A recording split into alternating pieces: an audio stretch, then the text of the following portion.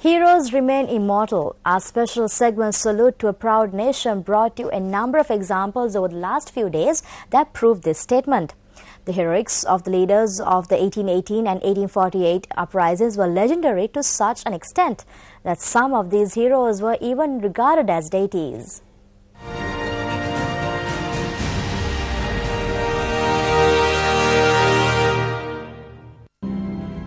Our journey in search of the heroes that paved the way for our independence took us along the Kurunagala-Dambulla main road. On our journey, we witnessed the image of a familiar figure by the roadside. The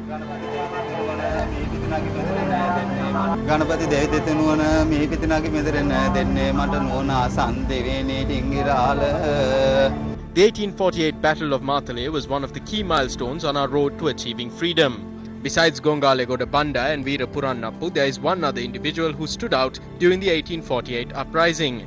His name was Hanguranketha Dingirala. The name of Hanguranketha Dingirala, who was once bestowed with the title of heir to the throne, was all but erased from our history books.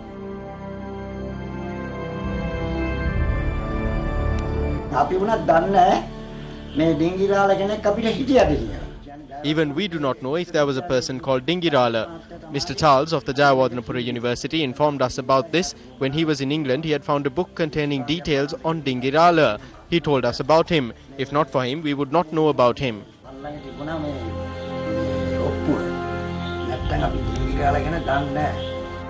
Another hero who is regarded almost a deity is Migahapitiya Raterala, who fought alongside his brother Hitihami Mudyanse Raterala during the uprising in 1818. He is known as the Migahapitiye Kunumbadi Alut Rajju Bandara Deviyan at the Kotobova shrine, which is dedicated to him.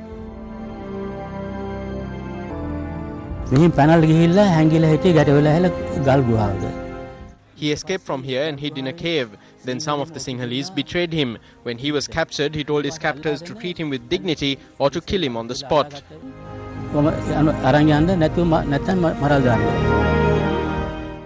The clash between the Sinhalese and Muslims in 1815 was another key turning point in our country's history.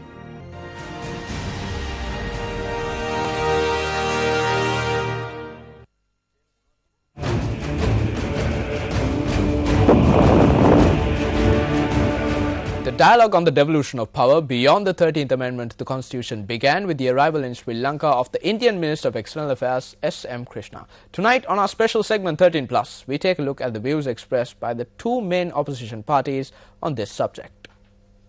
After the Indian Foreign Minister said that the government had agreed to devolution of power beyond the 13th Agreement, the government spokesperson said that a Senate will be established as a solution which goes beyond the 13th Amendment. They have left the LLRC report aside and now are stating that a Parliamentary Select Committee will be appointed to discuss this issue. We have one stance. That is, if devolution of power or some proposal is presented which does not violate the Constitution, then we will give our input to ensure it is fruitful. It is the responsibility of the government to propose which powers will be granted and which powers will be withheld. For now, this is a part of the Constitution. Implementing it is not illegal.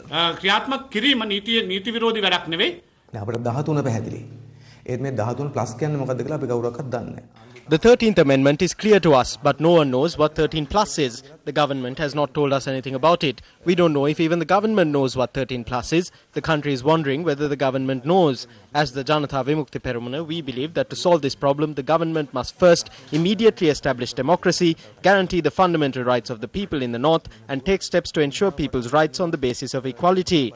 If not, looking to India for a solution or proposing all-party committees and select committees will only aggravate the problem. A situation where everyone has equality of language, where everyone has the right to live, and where no one is considered a second-class citizen must be created. It is only in such a backdrop that the national problem can truly be resolved.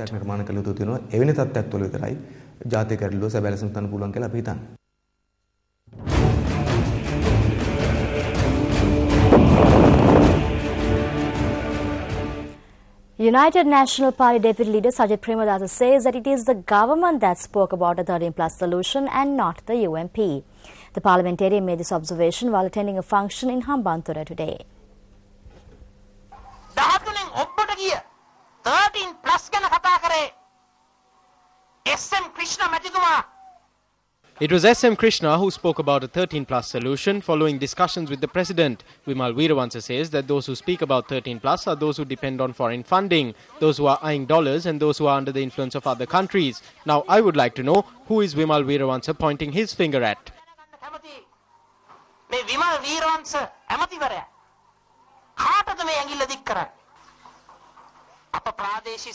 An event of the Janasuvaya program to present saving accounts to children of low-income families in the Pallegama area in Hambantota was held today under the patronage of UNP Deputy Leader Sajid Premadasa.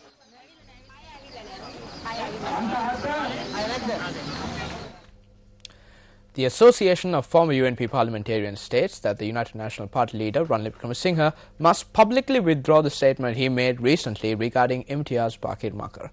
A statement issued by the association notes that the status of the current leadership has been made clear by this statement. This was the statement made recently by Ranil Wickremesinghe. When I was on my way here, I saw a group that attacked Sirikota.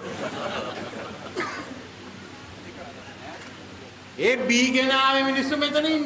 people who arrived at Sirikota drunk were there. It is stated in the Quran that the people of Kaif threw stones after getting drunk.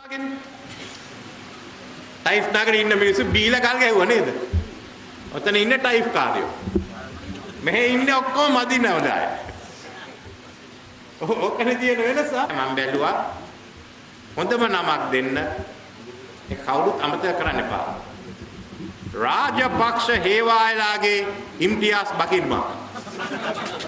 Association of Former UNP Parliamentarians states that the statement made by Ranil Wickremesinghe using the name Rajapaksa Hewayalage was a serious insult levelled at those who bear that name. The statement released by the association says that never has a leader of the United National Party acted in such a narrow-minded manner. The statement further says that if any of the party's past leaders had acted in accordance with the vision of Ranil Wickremesinghe, they may never have received any opportunity within the party. The Association of Former UNP Parliamentarians states that Imtiaz Bakir Makar is an individual who comes from a highly respected Muslim family in Sri Lanka. The association further states that Ranil Wickremesinghe should express his regret over the statement he made and publicly withdraw it. The statement further reads that it is the responsibility of the UNP Working Committee to clarify to the country if it accepts the statement made by party leader Ranil Wickremesinghe. The All Island Poultry Farmers Association says that there is no need to fear consuming chicken or eggs. The president of the association made this observation during a media briefing at the Provincial Agriculture Ministry today. This media briefing was convened to educate the public with regard to false information that a disease is spreading among poultry following the recent incident at a farm in Bingiria.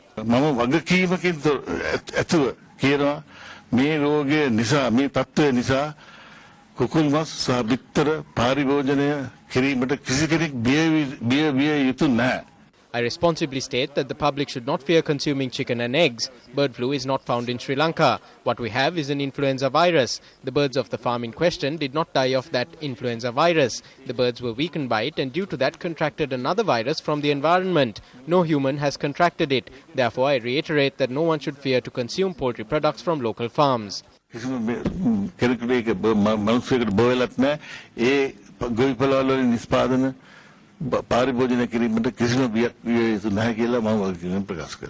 මේක සාමාන්‍ය අපේ වචන වලින් කිව්වහම මේ කුකුලන්ට හැදිලා තියෙන හෙම්බිරිස්සාවක් වගේ රෝගයක් මේක. ඒ කියන්නේ ප්‍රතිශක්තිය අඩුවීමේ ක්‍රියාවලියකට මේ කුකුලන් භාජන වීමකුයි සිද්ධ වෙලා තියෙන්නේ. In simple words, what the birds contracted is a disease like a cold. The birds were subjected to a sickness which decreased their immunity. Certain individuals want to magnify this minor issue as some widespread disease. The Department of Health has been directly involved in the matter through the coordination of the central government and has conducted a proper investigation on the poultry products of the northwestern province and confirmed that this is not a serious issue.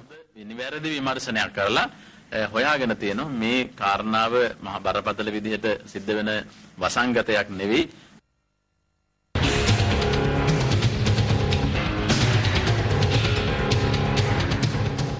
A group of residents within the Madiragiri urban limits were made to approach a public representative closest to them in this manner as the problems surrounding the loss of the right to education of 71 children residing there being disregarded from day to day. On two previous occasions, Action TV revealed that these 71 children had been denied their right to education as the Madiragiri National School had been included in the secondary schools program and hence would not be admitting students to grade 1 from this year onwards.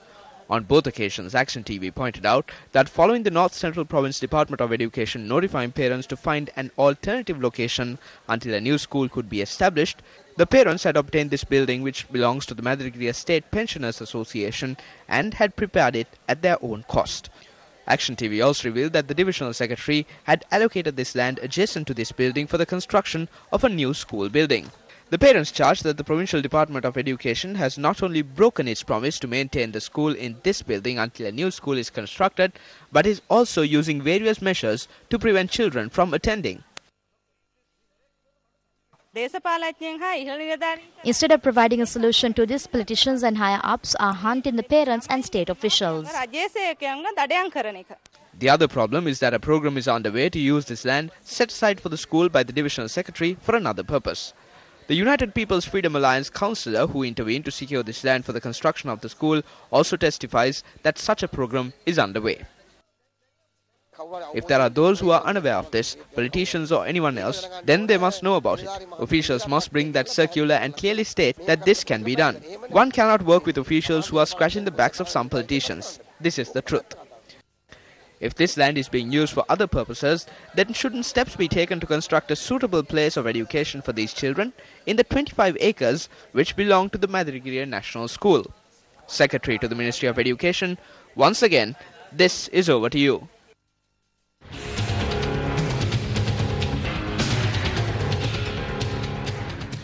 The value of the rupee against the US dollar depreciated by 20 cents today. On Friday, the Central Bank of Sri Lanka announced that it would minimize its intervention to protect the value of the rupee against the dollar.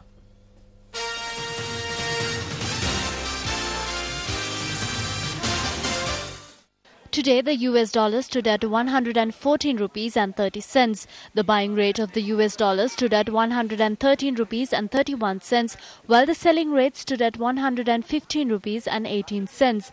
The Central Bank of Sri Lanka has been intervening in the foreign exchange market by selling US dollars in order to protect the value of the rupee. However, Sri Lanka's foreign reserves, which were at $8.1 billion in July last year, had dropped to $5.9 billion by December as a result of this intervention.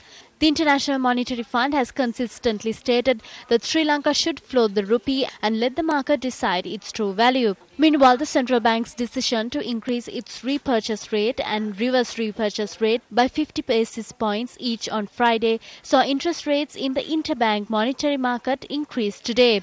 Accordingly, their interest rate for overnight loans increased from 9.56% to 9.66%.